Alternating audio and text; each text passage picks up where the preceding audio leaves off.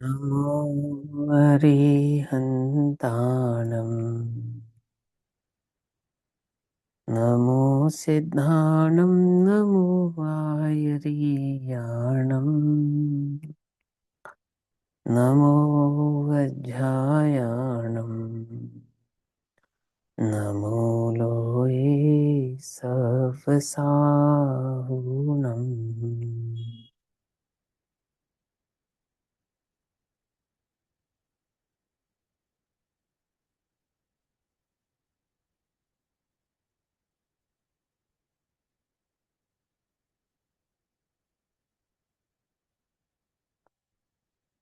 मंगलमय मंगल करण वीतराग विज्ञान। नमः ताहि जाते भये अरहंतादिमहा। करिमंगल करहूँ महा ग्रंथ करनी को काज। जाते मिले समाज सब पावे निज पद राज। इस भव तरु का मूल एक जानहु मिथ्या भाव।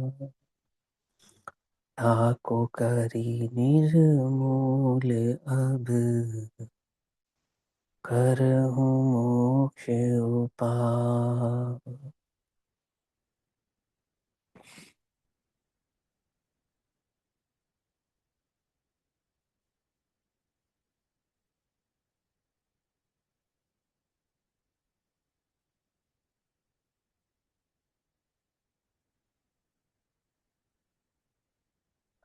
हमारे रात्रिकालीन स्वाध्याय का विषय चल रहा है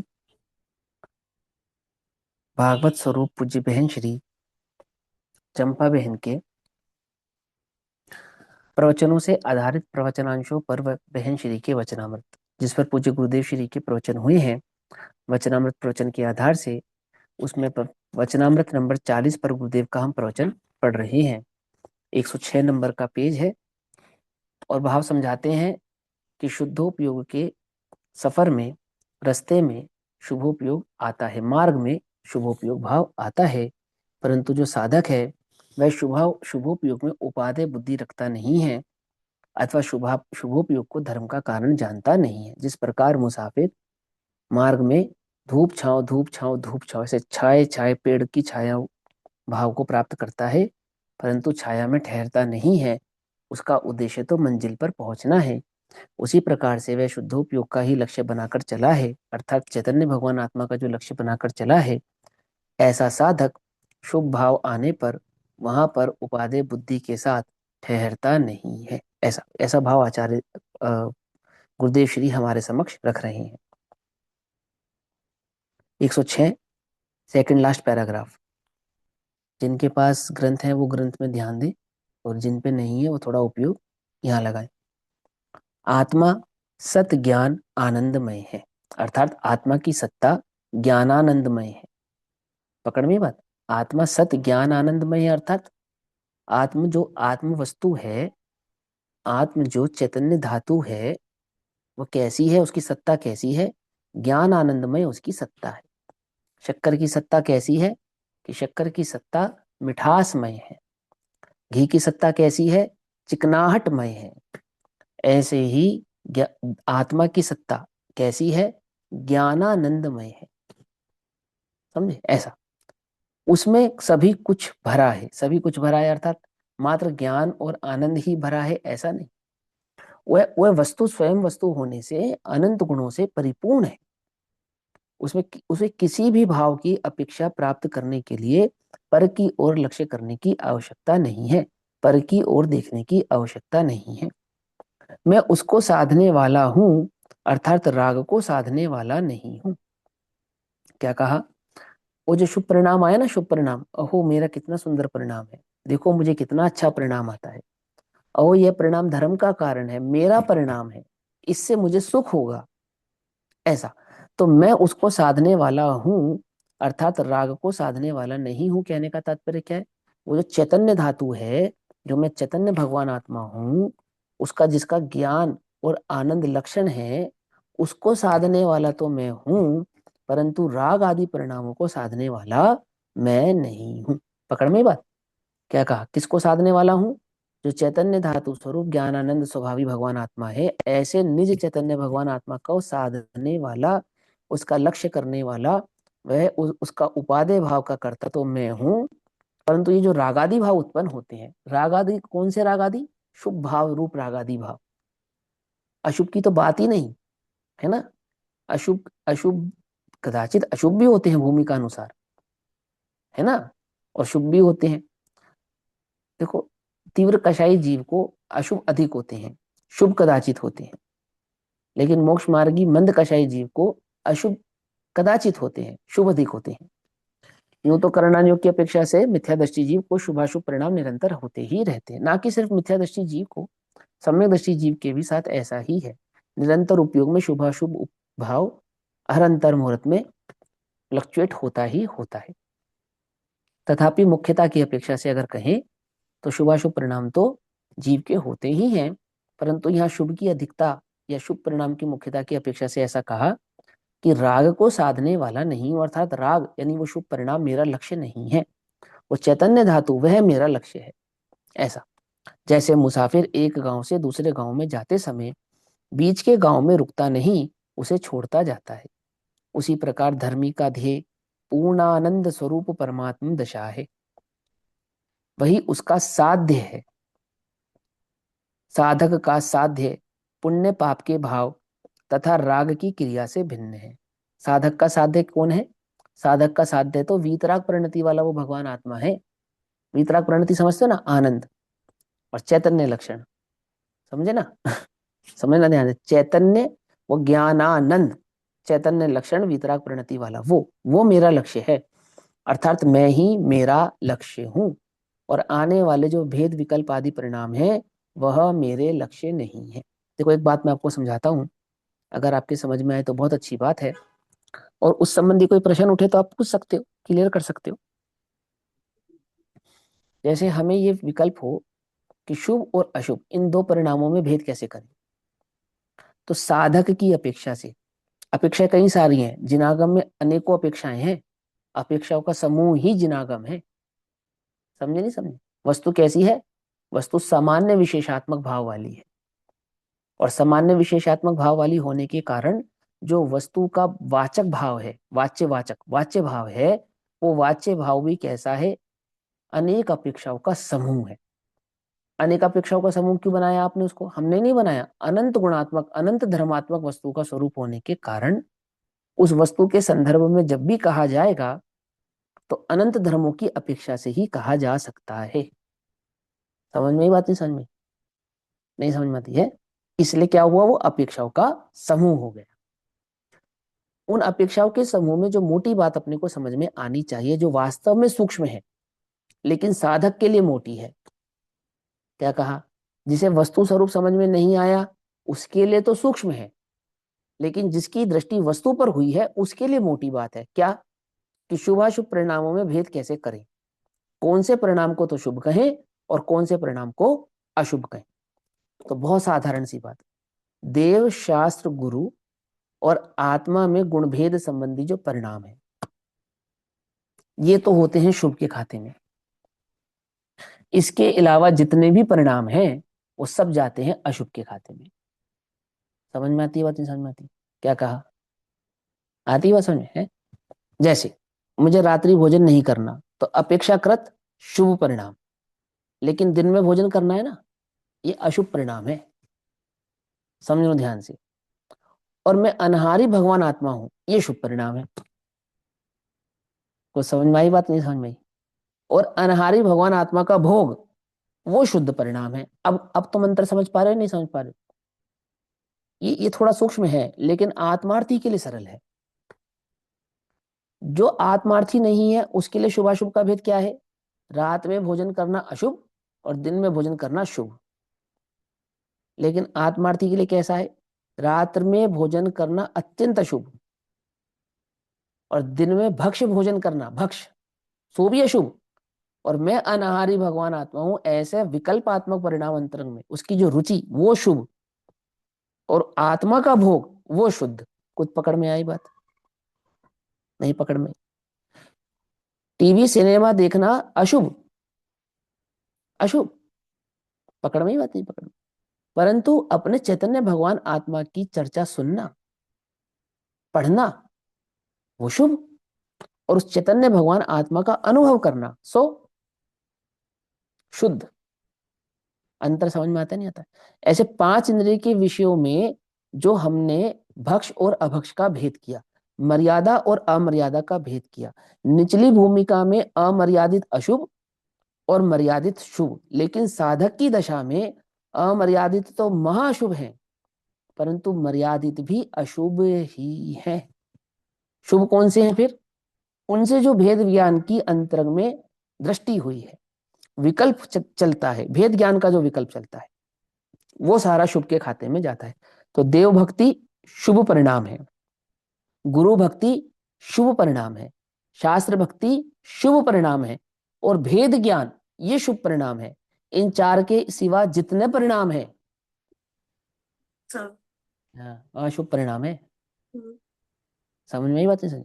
मुनिराजों को आहार कराना है, ये परिणाम शुभ परिणाम है और मुझे करना है, ये अशुभ परिणाम है। कुछ बात समझ में आई नहीं? समझे या नहीं समझ में बात? ये बात समझ में आए, साधक की दृष्टि ऐसी है और अपने चैतन्य भगवान आत्मा का भोग करे वो शुद्ध परिणाम है। अब चूंकि यहाँ पे साधक की बात चल रही है तो कौन से शुभ परिणाम से अपने को भिन्न जानता है? वो जो संयम के परिणाम उत्पन्न हुए हैं ना उसको, संयम के, व्रत तप त्याग उपवास संयम और देव शास्त्र गुरु की भक्ति और आत्मा के गुण भेद का चिंतन, वो सारा शुभ परिणाम है। और वहां वह अटकता नहीं है, अर्थात उनमें उपादेय बुद्धि रखता नहीं है। आती है बात समझ में या नहीं समझ में आती है?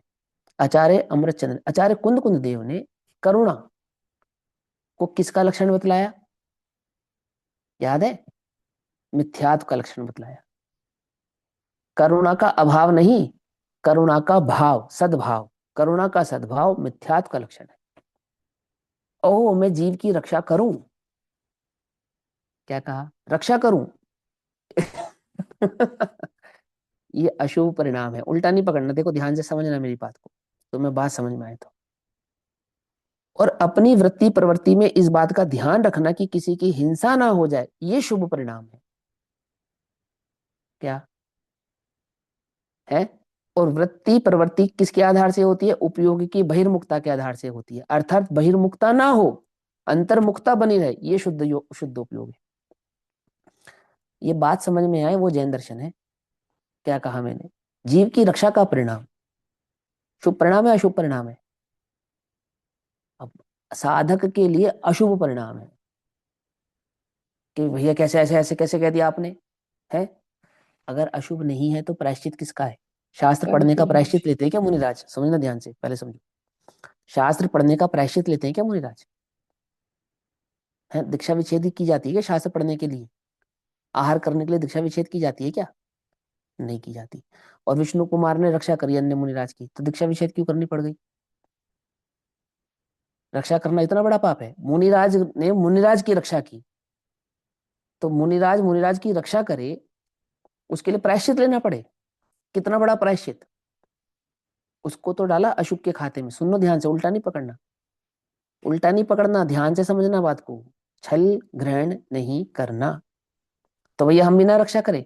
अरे मैं जो प्रवृत्ति करता हूं, जो मेरी प्रवृत्ति होती है, मैं उस प्रवृत्ति में जीव की, मेरी वजह से किसी जीव को मैं बाधा ना पहुंचाऊं, ये जो अंतरंग में विकल्प है, ये है शुभ परिणाम। और मैं डंडा लेकर निकल जाऊं बाजार में कि किसी को लड़ने नहीं दूंगा, किसी को झगड़ने नहीं दूंगा, किसी का सर फूटने नहीं दूंगा, किसी जीव को मरने नहीं दूंगा।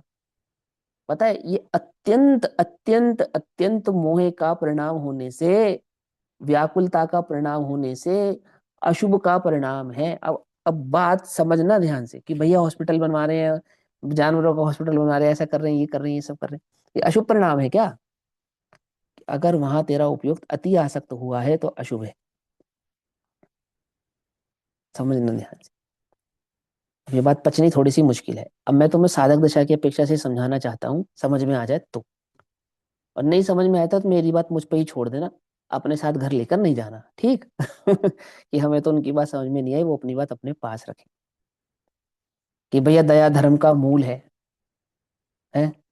दया धर्म का मूल है। दंसण मूलो धम्मो। क्या? दंसण धर्म का मूल है। आती हुआ समझ में नहीं आती है? दंसण माने सम्यक दर्शन। सम्यक दर्शन। भैया। समझे? भैया, हाँ।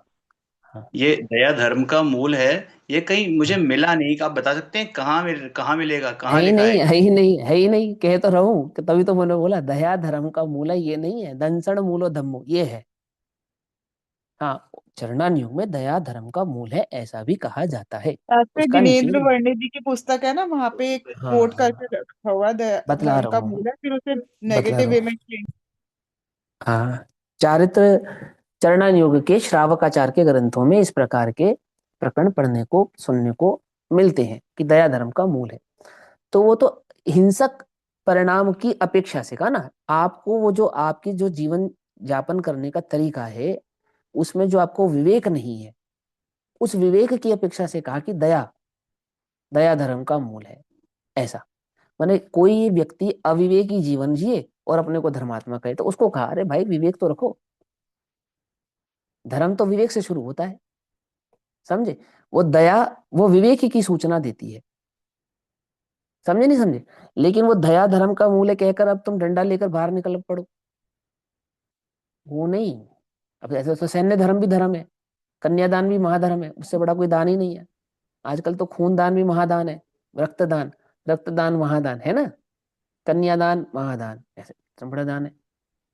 क्यों, है या नहीं है? सैन्य धर्म धर्म नहीं है? बोलो, सैन्य धर्म धर्म है या नहीं है? अब धर्म की कितनी परिभाषा है, कितनी परिभाषा निकालोगे? यहाँ तो साधक की बात चल रही है। किसकी बात चल रही है?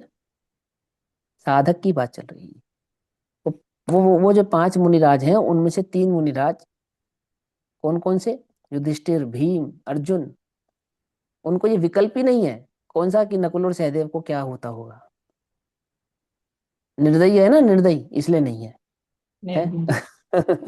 कि असहाय गुण संपन्न आत्मा का जिसने अनुभव किया है, जिसने उसकी दृष्टि की है, उससे ऐसा कहते हैं कि वे अपने को भी परिपूर्ण देखता है और जगत में अन्य को भी परिपूर्ण देखता है। अब इससे मैं दया का निषेध नहीं कर रहा, उल्टा नहीं पकड़ना चाहिए, साधक की बात चल रही है।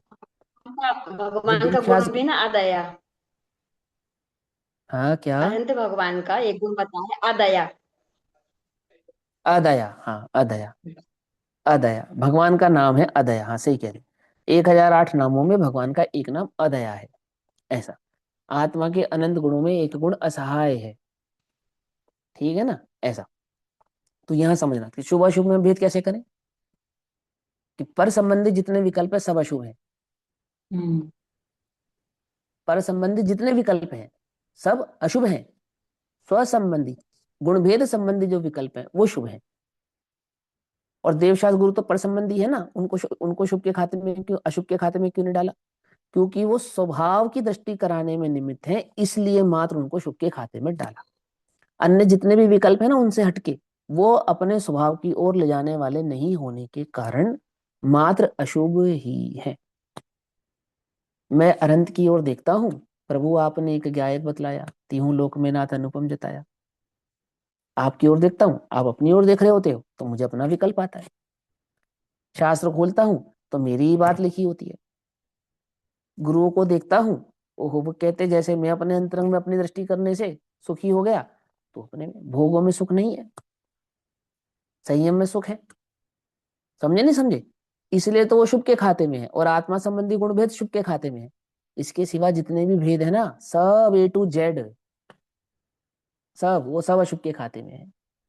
तो अपने को क्या लगता है कि अपने को तो बहुत शुभ परिणाम है, कौन कौन से अपने शुभ के परिणामों में कौन कौन सी चीजें हमने काउंट कर रखी है, बोलो।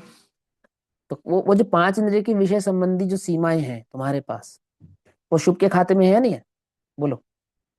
भैया हमारे पास पांच जोड़ी कपड़ा रखा है हमने, तो हुआ ना शुभ का खाता है, कि हमने एक समय का बना हुआ भोजन करते हैं, एक समय का, तो हुआ नहीं हुआ शुभ का खाता, बोलो।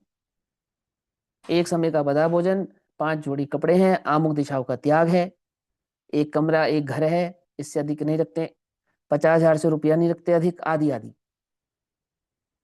है ना। तो ये सब शुभ का खाता हुआ या नहीं हुआ, बोलो। नहीं है, ये तो अशुभ की कटौती का घात खाता है। क्या कहा, अशुभ की कटौती का खाता। 104 बुखार था, अब 101 बुखार है। क्या, 104 बुखार था ना, अब 101 बुखार है। परिग्रह शुभ है, ये कहाँ लिखा है, परिग्रह चिंता दुख ही जानो। हाँ से तनक सी, तनक सी, तनक तनक तनक समझते हो, तनक। हाँ से तनक सी तन में साले, चाहे लंगोटी की दुख वाले। कैसी बात कर दी, वो शुभ के खाते में कैसे चली गई, एक लंगोटी मात्र है तो अशुभ के खाते की है। क्या कह रहे हैं, 100 रुपया भी अपने पास रखा है तो अशुभ के खाते का है, शुभ के खाते का नहीं है वो। बात समझ में आती नहीं आती है, या नहीं समझ में आती है। शुभ के खाते का नहीं है वो। अब ये थोड़ा सा समझना पड़ेगा, साधक दशा की बात चला बता रहा हूँ, निचली भूमिका के जीवों के लिए ये बात नहीं है। जिन्हें वो वस्तु स्वरूप की दृष्टि हुई है, उस चैतन्य की दृष्टि हुई है, जो वास्तव में उस आत्मा के भाव को जानना समझना चाहते हैं, उनकी बात है। और यहाँ यहाँ जो गुरुदेव कह रहे हैं वो ये बात कह रहे हैं, उस शुभ में वो रुकता नहीं है, अशुभ की तो छोड़ो, वहां का तो विकल्प ही नहीं करता। वो तो योग्यता प्रमाण जैसा भी विचार विकल्प आता है, आए बिना रहता नहीं, अशुभ भी आता है। आता है ना, उपयोग आत्मा में स्थिर नहीं हुआ है, कषाय के अंतरंग में मंदता नहीं हुई है, तो जो उस संबंधी विकल्प तो आता है, पर भला नहीं जानता। बोलो, जानता है क्या, नहीं जानता, सीधी सी बात, भला नहीं जानता। भोजन करना धर्म है या भोजन कराना धर्म है, क्या लिखा है शास्त्र में, बताओ। अगर चरणान युग का धर्म भी समझे, तो करना धर्म बतलाया या कराना धर्म बतलाया, बोलो। कराना धर्म बतलाया, करना तो धर्म कहीं नहीं लिखा। तो नहीं, करने को भी धर्म लिखा नहीं, करते समय विवेक पूर्वक करना, जीव हिंसा ना हो, उसको धर्म कहा, समझना ध्यान से। चरणान युग का धर्म समझा रहा हूँ।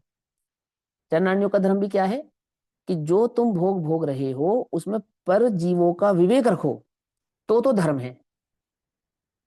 भोगना धर्म नहीं है, वो जो तुमने विवेक रखा है ना, विवेक विवेक विवेक, उसको कहा धर्म। समझे या नहीं समझे, थोड़ा परिग्रह पुण्य, तो परिग्रह पुण्य नहीं, जो त्यागा वो पुण्य।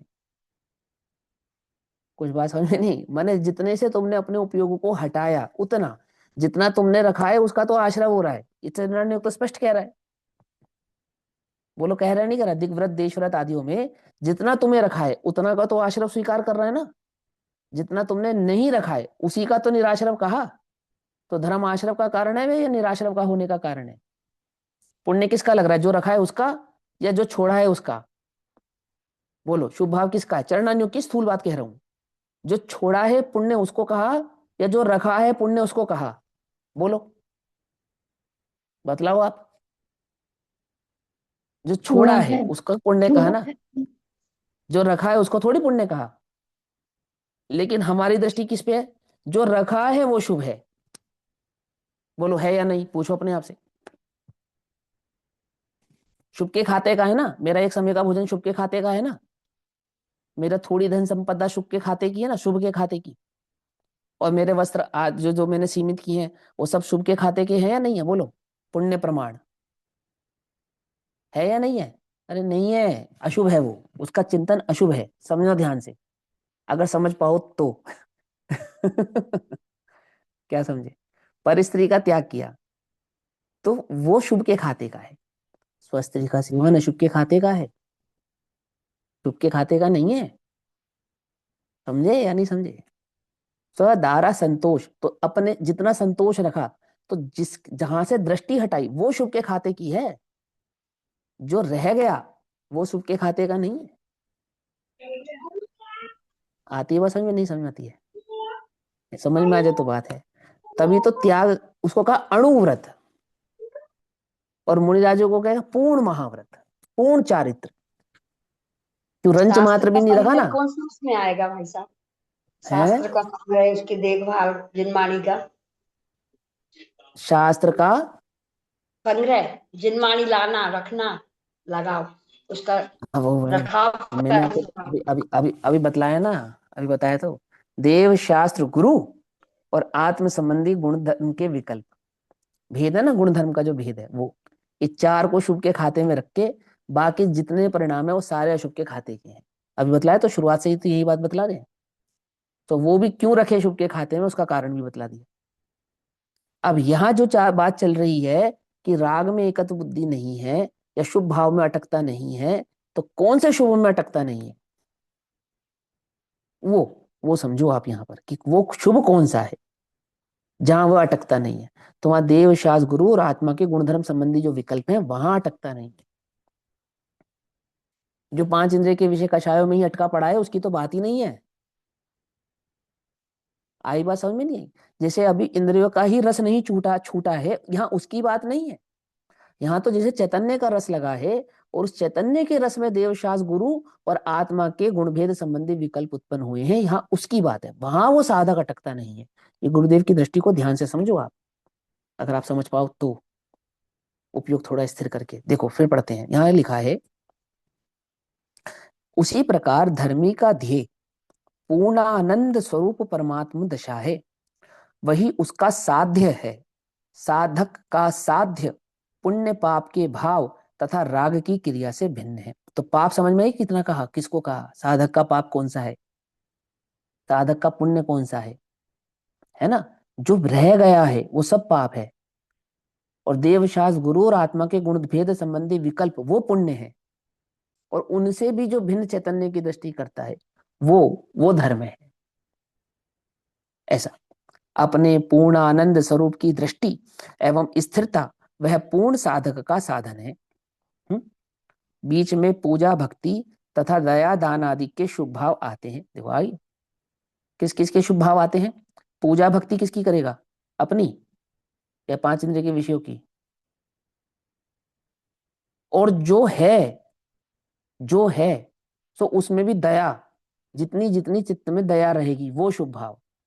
मैंने जब वो पांच इंद्रिय के विषय का जितना सेवन कर रहा है, जितनी इस देह संबंधी वृत्ति कर रहा है, प्रवृत्ति कर रहा है, उस वृत्ति प्रवृत्ति में अब मुनिराज दया कैसे पालन करते हैं बताओ? गमन करते समय पालन करते हैं ना, उठते और बैठते समय दया पालते हैं ना। मेरी बात समझ में नहीं? परिमार्जन कब करेंगे? जब बैठेंगे, जब उठेंगे, धूप से छाया, छाया से धूप, अथवा जब भोजन आदि करेंगे तब वहां पे देखेंगे, उसकी प्रतिलेखना करेंगे। पकड़ में ही मत नहीं, आहार आदि के काल में प्रतिलेखना, जमीन में चलते समय 4 गज 4 हाथ दूरी पर देखकर चलना, 3 हाथ दूरी पर देखकर चलना, ये सब करते हैं ना।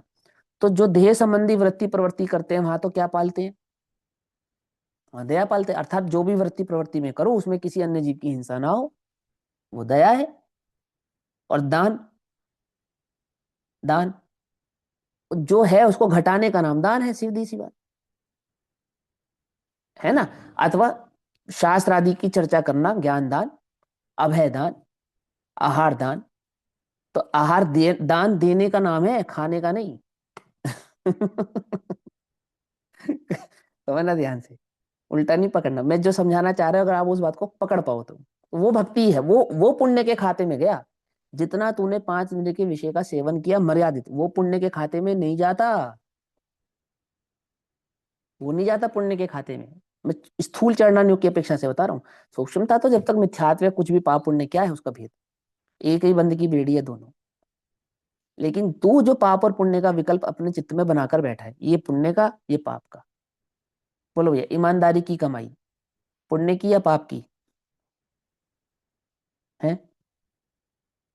ईमानदारी की, ईमानदारी की। ईमानदारी की अपेक्षा से पुण्य की। पाप का जो त्याग किया ना, पाप का मैंने बेईमानी छोड़ी वो पुण्य। लेकिन धन बुद्धि सो पाप, समझे? सो पाप, ये समझो ध्यान से। शुभ भाव आते हैं परंतु उन्हें छोड़ता जाता है। कौन कौन से शुभ भाव छोड़ता जाता है?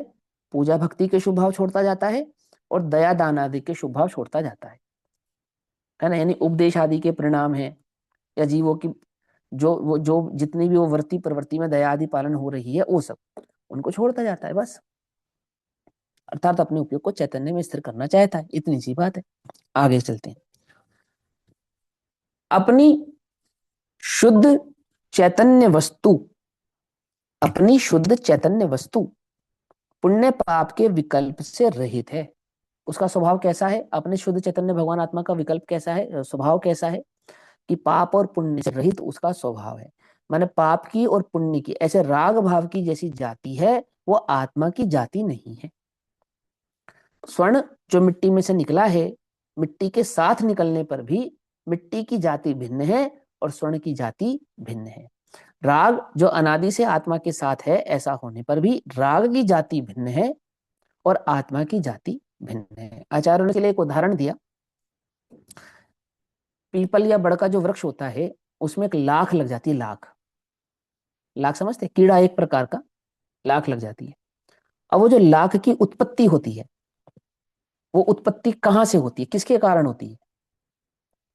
कि जिस प्रकार वृक्ष अपनी शाखाओं को, पत्तियों को, फलों को, छाल को जन्म देता है, उसी प्रकार उस वृक्ष में उस लाख की उत्पत्ति भी होती है। वृक्ष के निमित्त से ही होती है, वृक्ष में ही होती है। ऐसा होने पर भी वो लाख तो उस वृक्ष को खाती है। समझ में आई बात? नहीं समझ में?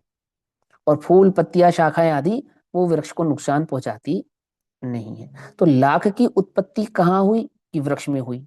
किसके कारण हुई? वृक्ष के कारण हुई। ऐसा होने पर भी वह वृक्ष का निजी स्वभाव नहीं है, अपनी नहीं।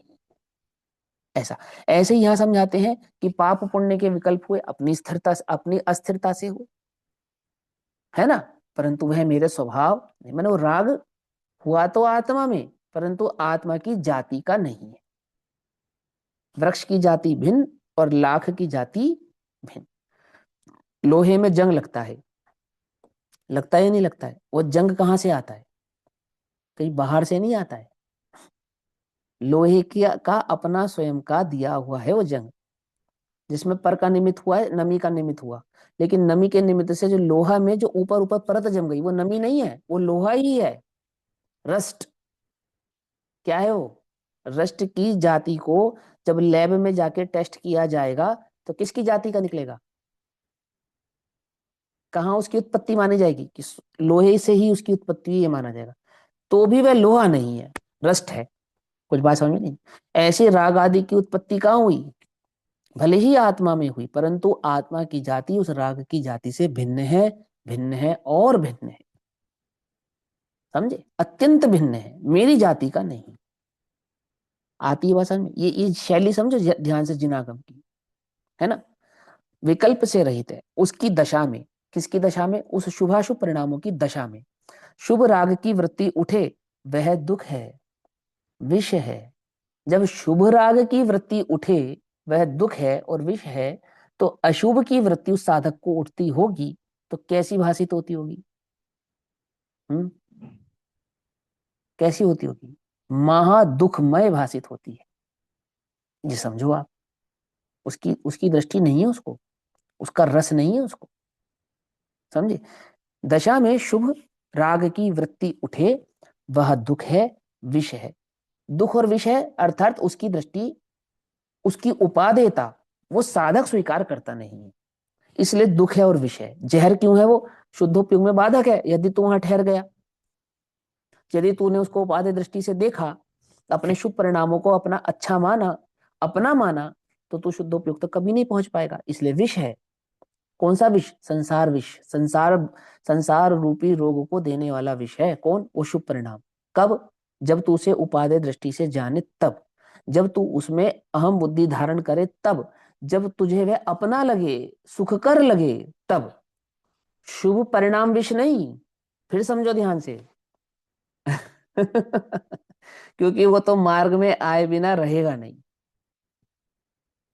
समझे? शुभ कोई विष मानेगा, हे भगवान शुभ ना हो, शुभ ना हो, शुभ ना हो, ऐसा करेगा। ऐसा नहीं। अरे शुभ तो आएगा, परंतु उसमें उपादेय बुद्धि रखना नहीं। उपादेय बुद्धि विष है। पकड़ में ही बात नहीं पकड़ में। परिग्रह विष है या परिग्रह में सुख बुद्धि विष है? बोलो कि परिग्रह में सुख बुद्धि विष है तो परिग्रह रख सकते हैं। ओहो, सुख बुद्धि के बिना तो कोई परिग्रह रखता नहीं है। समझे या नहीं समझे भाई? क्या कहा? शुभ परिणाम विष है, शुभ परिणाम विष नहीं है। फिर क्या विष है? उसमें उपादेय बुद्धि विष है। तो होता क्यों है? ओहो, चैतन्य में स्थिर नहीं होता है तो शुभ परिणाम आए बिना रहता नहीं है। घबराना नहीं। किससे? शुभ परिणाम से। उसमें उपादेय बुद्धि से सावधान रहना। समझ नहीं पाते? समझे? उसमें अहम बुद्धि की सावधानी रखना, उसमें सुख बुद्धि की सावधानी रखना। ओहो, यह मेरा है, ऐसा भाव नहीं करना। समझो, विष है, वो विष है ऐसा। जिस जंगल में अमृत उगता है ना, अमृत, अमृत रूपी बूटी उगती है, विष भी उसी जंगल में उगता है। क्या कहा? ये हिमालय है, हिमालय समुद्र है ना, समुद्र। तो समुद्र मंथन के समय हुआ नहीं था, लेकिन लोक में प्रसिद्ध कथा है इसलिए मैंने कहा। तो समुद्र मंथन के समय तो विष भी समुद्र से ही निकला और अमृत भी समुद्र से ही निकला। क्या बात समझ में आई? बात नहीं समझ में? दोनों समुद्र से ही निकले थे ना, है ना? पकड़ में आती? बात नहीं पकड़ में आती? ऐसे ही वो शुभाशुभ परिणाम कहां से आते हैं? हैं? परंतु दोनों में उपादेय बुद्धि रखना नहीं। जैसे विष में तो उपाधि बुद्धि रखी नहीं, परंतु अमृत में सबने उपादेय बुद्धि रखी। ऐसे ही जीव ये साधक दशा क्या करता है? साधक जीव जो वास्तविक साधक है वो नहीं करेगा, नकली साधक गड़बड़ कर जाएगा, फंस जाएगा। शुभ परिणाम को अपना मान लेगा, ये तो मेरे हैं, इन ओहो ये तो मेरे ही है ना, मेरे से उत्पन्न हुए हैं। ऐसी उपादेय बुद्धि रखना नहीं। समझे? ऐसा भगवान आत्मा अंतरंग में अमृत का सागर है। भगवान आत्मा अंतरंग में अमृत का सागर है। अमृत शुद्धोपयोग का नाम है, शुभोपयोग का नहीं। शुभोपयोग तो विष है। है? जीव को यह सत्य बात सुनने को नहीं मिली तो उसके प्रति रुचि कहां से हो? जब बात ही नहीं सुनी तो रुचि कहां से हो? भैया रुचि नहीं होती। अरे स्वरूप समझे, ते स्वरूप समझे बिना पायो दुख अनंत। आई बात समझ में नहीं? अनंत दुखी क्यों है ये जीव? स्वरूप नहीं समझा इसलिए दुखी हुआ। और स्वरूप समझे तो रुचि हुए बिना रहे। स्वरूप याद नहीं करना, क्या स्वरूप समझना है। आती बात समझने? स्वरूप याद नहीं करना, स्वरूप समझना है। अपने को स्वरूप याद है या समझ में आता है? अपने को पता होना चाहिए। अपने को स्वरूप याद है या अपने को स्वरूप समझ में आता है? पकड़ में ही बात नहीं पकड़ में? क्या? सिगरेट पीने से कैंसर होता है, तो सिगरेट पीने वाले को ये बात याद है या समझ में आती है? क्या? आती है वह समझ में नहीं आती है? स्वरूप समझ में आना और स्वरूप याद होना में अंतर है। क्या कहते हैं? स्वरूप समझ में आता है। जीव को यह सत्य बात सुनने को नहीं मिली तो उसके प्रति रुचि कहां से हो? और रुचि के बिना अनुभव भी कैसे होगा? जब रुचि नहीं होगी तो अनुभव भी होगा नहीं, रुचि से होगा। प्रभु सारा जगत मार्ग ही भूला हुआ है। आत्महित की यह बात जाने बिना जीव अनादि काल से भटक रहा है। श्रीमद राजचंद्र जी कहते हैं, क्या कहते हैं? अनंत काल थी आथड़यो। आथड़यो मैंने भटकना, अथड़ना, रगड़ना। कब से? अनंत काल से। अनंत काल थी आथड़यो बिना भान भगवान। अर्थात भान माने अनुभव, रुचि, जाने बिना। क्या जाने बिना? अपने चैतन्य प्रभु भगवान आत्मा के भान के बिना। समझे नहीं समझ में? मुनिव्रत धार अनंत बार ग्रेव उपजायो पैनिज आत्म ज्ञान बिना सुखलेश ना पायो। ये बात यहाँ कह रही, यही बात है बिल्कुल। आत्मा के भान के बिना क्या हुआ? आत्मा के अनुभव के बिना, आत्मा की समझ के बिना, आत्मा की रुचि के बिना क्या हुआ? अनंत काल थी आथड़ियो, बिना भान भगवान। सेव्या नहीं गुरु संत ने, मुक्यो नहीं अभिमान। क्या? सेव्या नहीं गुरु संत ने, अर्थात सच्चे देवशास्त्र गुरु की सेवा नहीं की। सच्चे देवशास्त्र गुरु की सेवा नहीं की, अपने मान अभिमान का त्याग नहीं किया, अपने मिथ्यात्व रूपी अभिमान का त्याग नहीं किया। आलोचना पाठ पढ़ते ना, आलोचना पाठ में लाइन आती ना, को गुरु ने की सेवा कीनी, याद है? हम्म। को गुरु ने की सेवा कीनी, केवल अदया करी भीनी। केवल अदया करी भीनी, या विधि मिथ्यात्व भ्रमायो। इस विधि से मिथ्यात्व के वशीभूत होकर मैं क्या हुआ हूं? तीनों काल तीनों लोकों में भ्रमित हुआ हूं, भ्रमाया हूं, है ना? को क्यों? को गुरु ने की सेवा कीनी। और यहाँ श्रीमद जी क्या कह रहे हैं कि सेव्या नहीं गुरु संत ने, सच्चे देवशास्त्र गुरु की सेवा नहीं की, है ना? तो क्या हुआ? और मुंह क्यों नहीं अभिमान, अभिमान का त्याग नहीं किया। और वहां वहां वहां क्या बात कही, क्या किया फिर अगर मैंने देवशास्त्र गुरु की सेवा नहीं की तो? गुरु ने की सेवा कीनी, केवल दया करी भीनी। मान से मुंह उठा के चलता हूं ना, क्या? तो समझ में ही नहीं आता जगत में मेरे सिवा भी और कोई जीव है क्या? समझ में आई बात? नहीं समझ में? केवल दया करी भीनी, या विधि मिथ्यात्व भ्रमायो। चहु गति दोष उपायो, चार गति के दुखों को उत्पन्न किया है। ऐसे कहते हैं। आगे क्या कहते हैं? जहां तहां हम जानते हैं, जहां तहां हम जानते हैं, ऐसे अज्ञान के पागलपन में भगवान निज आत्मा की प्रतीति बिना। जहां तहां हम जानते हैं, क्या जानते हैं? जहां तहां हम जानते हैं, तो यहाँ सारे जहां में हम क्या जानते हैं? ऐसे अज्ञान के पागलपन में, तो वो पर पदार्थ को जानने की जो भूख, ज्ञासक्ति, ज्ञ लुब्धता और अज्ञानता का परिभ्रमण, है ना? ऐसे अज्ञान के पागलपन में भगवान निज आत्मा की प्रतीति बिना अनंत काल से जीव भटक रहा है, 84 लाख योनियों में परिभ्रमण कर रहा है। दुर्लभ मनुष्य भव मिला, सच्चे ज्ञानी गुरु मिले। अब तो जाग, प्रभु तेरी वस्तु भीतर है। भीतर है माने तेरी वस्तु तू स्वयं है। दृष्टि की अपेक्षा से भीतर है, वस्तु की अपेक्षा से प्रगट है। क्या कहा?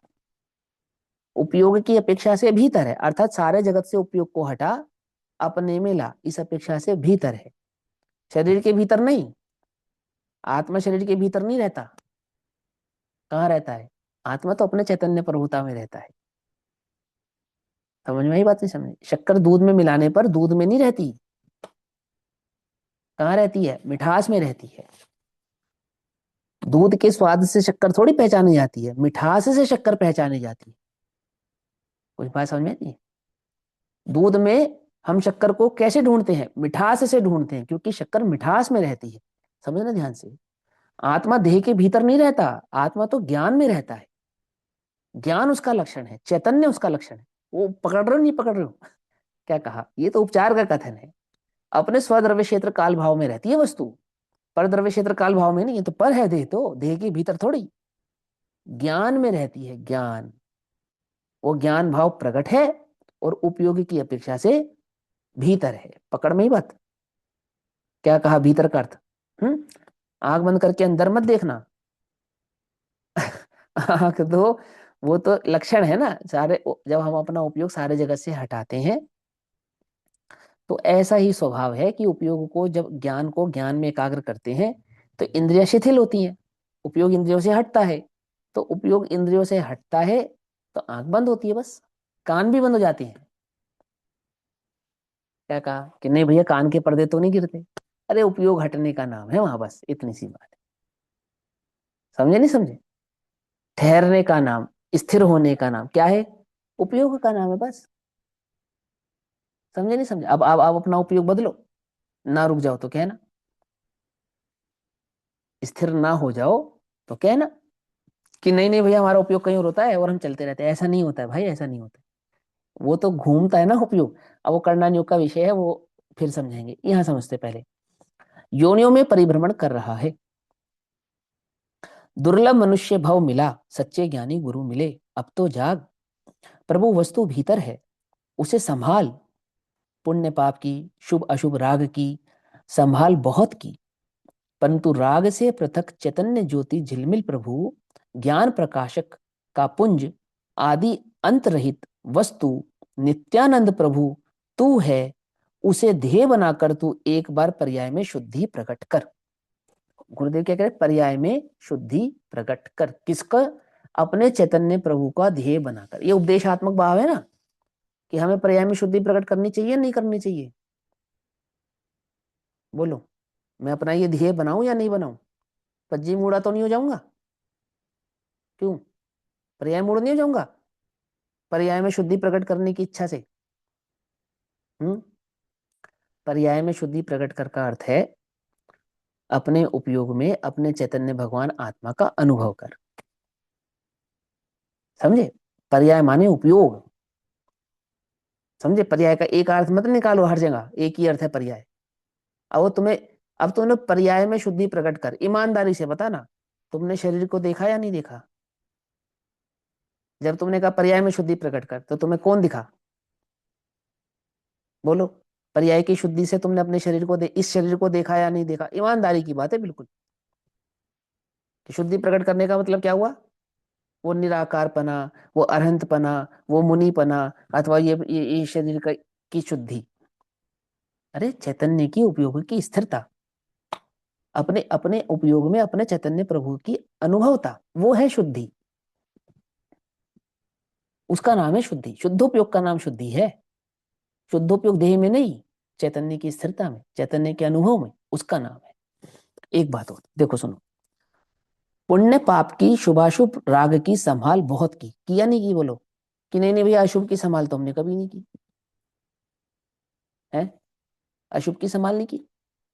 अरे अपने मिथ्यात्व को संभाले संभाले घुमा है तू। अपनी मान्यताओं का त्याग किया ही कहाँ है तूने? क्या समझे? मान्यताओं के तो झगड़े ही है। अपना भी सर फोड़ा, दूसरे का भी सर फोड़ा इन मान्यताओं के चक्कर में। समझे या नहीं समझे? मैंने जीव ने अपने पुण्य पाप भाव की संभाल करता ही है, निरंतर करता है। कभी परिग्रह की संभाल करता है, परिग्रह की संभाल अर्थात परिग्रह बुद्धि की संभाल। तर्क वितर्क करता ना। अब भाई, अब देखो भैया सुनो मेरी बात, व्यवहार में ना करें, व्यवहार में तो करना ही पड़ेगा ना। अब तुम समझो ध्यान से, मैं तुमसे बहस नहीं करता, पर मैं तो एक बात कह रहा हूं, व्यवहार में तो करना पड़ेगा। ये किसकी संभाल है? पाप की या पुण्य की? बतलाओ। व्यवहार में तो करना ही पड़ेगा ना, है ना? तो ये पाप की संभाल है, पुण्य की संभाल पाप है? पाप पाप। अब फिर अपने पूछ लो अपने आप से कि जिस व्यवहार का हवाला देके तुम संभालना चाह रहे हो, वो वस्तु क्या है जिसे तुम संभालना चाहते हो? वो चीज कौन सी है जिसे तुम व्यवहार का हवाला देके संभालना चाह रहे हो? पाप ही तो है वो, और क्या है?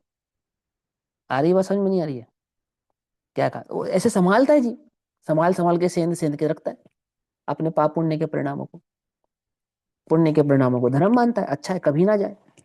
8 घंटा स्वाध्याय कर लो तुम, 8 घंटा तो क्या, 2 घंटा स्वाध्याय कर लो लगातार, तो तुम अंतर में छन रखते, रोज होना चाहिए, रोज होना चाहिए, रोज होना चाहिए, रोज होना चाहिए। शुद्धोपयोग को तो भूल ही जाता है। स्वाध्याय का फल तो शुद्धोपयोग होना चाहिए। स्वाध्याय का फल तो आत्मा में आत्म सन्मुखता होनी चाहिए, अंतरंग में उपयोग की स्थिरता होनी चाहिए। वहां तक तो जाता ही नहीं। कहाँ प्रसन्न हो जाता है? आज बहुत बढ़िया, आज तो इतना मजा आया कि बस। अच्छी बात है, आना भी चाहिए, है ना? लेकिन दृष्टि तो चैतन्य की होनी चाहिए। उपादेय भाव तो शुद्धोपयोग होना चाहिए। आ रही बात समझ में? नहीं आ रही है? ऐसा, आज आज बहुत आनंद आया, बहुत मजा आया, बहुत। हाँ हाँ बिल्कुल अच्छी बात है, लेकिन भाई अंतरंग में दृष्टि तो संभाल। उसको मत संभाल। वो जो तुझे 1-2 घंटा जो स्वाध्याय का विकल्प रहा उसे मत संभाल, उसे मत संभाल। तो किसे संभालू? वो किसके लक्ष्य से पढ़ा था तूने? जिसके लक्ष्य से पढ़ा था ना, उस चैतन्य को संभाल। वहां वहां अपने उपयोग को लेकर जा, ऐसा ऐसा कह रहे गुरुदेव। ठीक है, ध्यान से समझना। नित्यानंद प्रभु तू है, उसे ध्येय बनाकर तू एक बार पर्याय में शुद्धि प्रकट कर। तो पर्याय में शुद्धि प्रकट कर, एक बार पर्याय में शुद्धि प्रकट कर, अर्थात अपने चैतन्य प्रभुता का अनुभव कर। एक समय भी जी, स्वभाव सन्मुख जी। तू स्वयं भगवान है, भगवान बनकर जी। हम्म। प्रकट हुई शुद्धि ही धर्म और साधक दशा है। अर्थात वो जो अनुभव प्रकट हुआ, वह अनुभव दशा ही धर्म है और वही वास्तव में साधक दशा है। हाय हाय नहीं करना अनुभव की, जल्दबाजी नहीं करना, परंतु खटका छोड़ना मत, खटका त्यागना मत, है ना। आनंद कहे परमानंदा, वाते वाते फेर। आनंद कहे परमानंदा,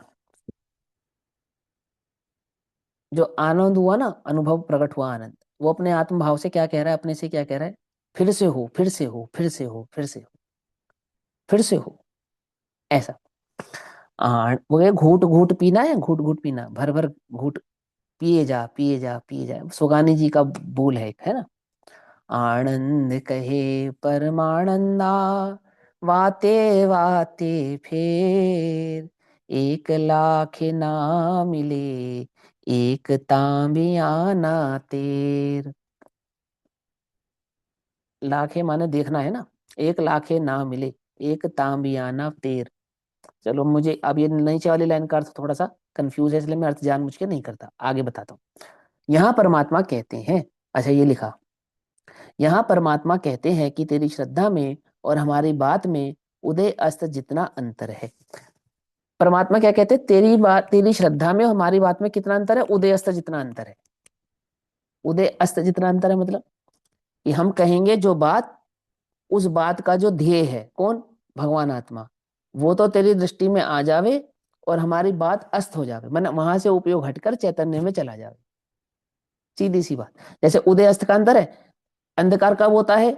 जब प्रकाश नहीं होता है, और प्रकाश कब होता है? जब अंधकार नहीं होता है। तो अंधकार का अस्त ही प्रकाश का उदय है, और प्रकाश का अस्त ही अंधकार का उदय है। तो हमसे दृष्टि हटी तो कहां जाए? कहां जाए? गुण भेद से दृष्टि हटे तो अभेद पर जाए, और अभेद से हटे तो गुण भेद पर जाए, पर में जाए। पर से हटे तो स्व में जाए, स्व से हटे तो पर में जाए, ऐसा अंतर है। मुसाफिर जिस प्रकार बीच में आने वाले नगर को छोड़ता जाता है, वहां रुकता नहीं है, उसी प्रकार जिसे अंतरंग में राग से भिन्न ऐसे निज तत्व की प्रतीति हुई है, ऐसे साधक धर्मी जीव को अशुभ से बचने के लिए बीच में शुभ भाव आते हैं। अशुभ से बचने के लिए वो शुभ भाव लाता है, ऐसा नहीं। अशुभ से बचने के लिए शुभ भाव आने चाहिए, ऐसा भी नहीं। जिसे, जिसकी दृष्टि में शुद्धोपयोग में वो चैतन्य भगवान आत्मा है, उसकी दृष्टि में, उसके उपयोग में अशुभ से बचने के लिए शुभ भाव स्वयं ही आती है, ऐसा। आती है बस, समझ में नहीं आती है। और वो शुभ भाव जब आएंगे तो कौन से शुभ भाव आते हैं? तो वो शुभ भाव बस इतने ही है, 5 इंद्रिय के विषय के भोगों के परिणाम नहीं आते हैं, समझना ध्यान से। तो देवशास गुरु की भक्ति के परिणाम आते हैं, आत्मा के संबंधी में गुणभेद का जो चिंतन है उसके परिणाम आते हैं, और अशुभ परिणाम नहीं आते। कि हाँ, मर्यादित भोग भोगने का जो परिणाम आता है ना, वो अशुभ परिणाम आता है। क्या समझे? नहीं समझे? साधक को मर्यादित भोग का जो परिणाम है, वो कौन सा परिणाम है? वो अशुभ का परिणाम है। और मर्यादित भोग से भी दृष्टि हटाकर जो देवशास गुरु की भक्ति का परिणाम है, संयम का परिणाम है, व्रत का परिणाम है, दोनों। रात्रि भोजन त्यागना, इसका नाम व्रत है? या दिन में भोजन त्यागना, इसका नाम व्रत है? बोलो। उपवास, एकाशना, एकाशना। तो एकाशना रात्रि में लगाते हैं या दिन में लगाते हैं? रात्रि का जो भोजन त्यागा उसका नाम एकाशना नहीं, उसका नाम बेआसन नहीं, उसका नाम त्रियासन नहीं, व्यासना एक आसना किसका नाम है? जो दिन में भोजन करते हैं उसमें जो तुमने कटौती की है। 3 समय करते हो और 2 समय किया तो व्यासन, और 2 समय करते हो और 1 समय किया तो एक आसन। ऐसा है या नहीं है? बोलो बोलो, ऐसा ही है ना? या नहीं समझ में आई बात मैं क्या कहना चाहता हूं? संयम किसका नाम है? मर्यादित भोग का जो विकल्प है उसमें अपने उपयोगों को सीमित करना, उसका नाम संयम है। भोग की मर्यादा का नाम संयम नहीं। अरे पकड़ में आ रही बात? नहीं पकड़ में आ रही है? वो तो असंयम है, मर्यादित भोग। पाप की अपेक्षा से उसको संयम कहना पड़ता है। इतनी इतनी मलिच्छ में मलिच्छ भाषा है वो, अगर समझ पाओ तो। इतनी मलिच्छ में मलिच्छ, इसको तो भ्रम हो गया जीव को। क्या भ्रम हो गया? वो सब तो व्यसन त्यागे, और वो रात्रि भोजन आदि त्याग और भक्ष आदि त्यागे, हम तो संयमित हो गए। अरे कहाँ से संयमित हो गए? अब जो त्यागोगे वो संयमित होगा। क्या समझे? अब वो मर्यादित भोग का जो सेवन करते हो उसमें जो कटौती करोगे, उसको जो त्यागोगे, तब संयम होगा। आती है बस समझ? नहीं, नहीं समझ में आती है? अन्याय अनीति अभक्ष का त्याग संयम नहीं है। न्याय नीति भक्ष में सीमित होना, उसका नाम संयम। बोलो, चौथे गुण स्थान वाला जीव अन्याय अनीति अभक्ष का त्यागी होता है। और पंचम गुण स्थान में फिर क्या होता है कि चौथे गुण स्थान के न्याय नीति भक्ष को सीमित करता है, वो पंचम गुण स्थान होता है। और जो सीमित था उनका भी त्यागता है तो महाव्रत होता है, महासंयम होता है। आती है बस समझ में? नहीं आती है? क्या समझ में आती है? ये तो बाहर की बात है। अंतरंग में तो अपने उपयोगों को बाहर से हटाता है और चैतन्य में लक्षित करता है। और जब वो ठहरने का समय बढ़ता है तो वही वास्तव में संयम होता है। समय हो गया, मैं फिर बोलता हूं। ऐसे साधक धर्मी जीव को अशुभ से बचने के लिए बीच में शुभ भाव आते हैं। तो वो अशुभ कौन सा है जिससे बचने के लिए शुभ भाव आते हैं? बस इसका चिंतन अगर तुम करो तो तुम्हें वो बात समझ में आ जाएगी। वो कौन सा अशुभ है जिससे बचने के लिए वो शुभ भाव उस साध्य जीव को, साधक जीव को आ रहे हैं? कौन सा अशुभ है वो? विकथा का अशुभ? अरे नहीं भाई, नहीं। नहीं। परिमाण परिग्रह जो किया उन्होंने, परिग्रह परिमाण जो हाँ, किया, वो जो जो भाव भोगने का मर्यादित है, हाँ। हाँ, वो मर्यादित है। मर्यादित में, मर्यादित में भी अपने उपयोगों को जो सीमित करने का परिणाम है, वो है शुभ भाव का परिणाम। और जितना जितना भोगने का परिणाम है उतना उतना है अशुभ परिणाम। और वो मर्यादित शुभ अशुभ भाव उस जीव को आते हैं, ये समझो। अगर समझ पाओ तो, है ना? आते, परंतु वह उनमें अटकता नहीं है, उन्हें छोड़ता जाता है। बाकी चर्चा हम कल करेंगे। अभी समय हुआ, तब तक के लिए सभी को जय जिनेन्द्र। ओम नमः सिद्धेभ्यः।